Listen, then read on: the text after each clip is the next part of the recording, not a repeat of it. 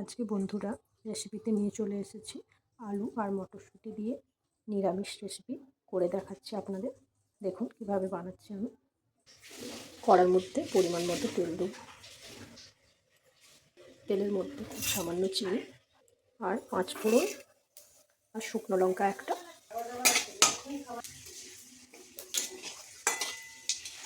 এইবার তেলের উপরে আলু আর মটরশুঁটি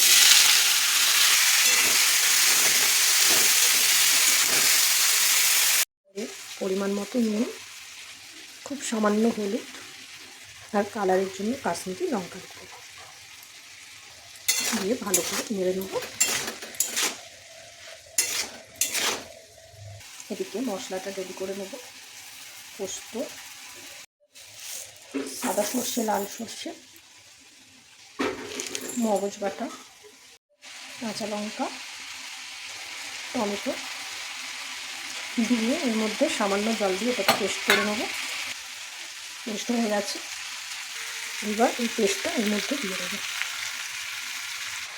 দিয়ে ভালো করে মশলাটার সাথে কষিয়ে নেব।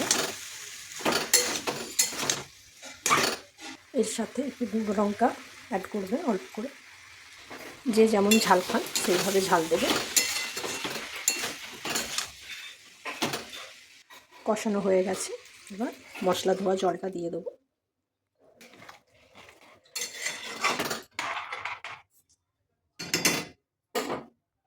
এইবার তরকারি দিয়ে দেবো। মটরশুঁটি আলুর রেসিপি রেডি। আলুগুলো সেদ্ধ হয়ে গেছে। এইবার যেই পাত্রে রাখবেন সেই পাত্রে একটু অল্প করে তেল ছড়িয়ে নেবেন। দেখতে খুবই সুন্দর হয়েছে, খেতেও খুব সুন্দর হবে, দুর্দান্ত। বন্ধুরা বানিয়ে আমাকে কমেন্টসে জানাবেন কেমন লাগলো রেসিপিটা। শীতকালে এইভাবে মটরশুঁটির রেসিপি বানিয়ে ফেললে আলু দিয়ে দুর্দান্ত খেতে হবে, ভাত রুটি সব দিয়েই ভালো লাগবে। রেডি হয়ে গেছে রেসিপি বন্ধুরা। এবার এর ওপর দিয়েও একটু তেল ছড়িয়ে দেবেন, দারুণ খেতে লাগবে। ঝটপট বানিয়ে ফেলুন। আজকের মতো টাটা বন্ধুরা।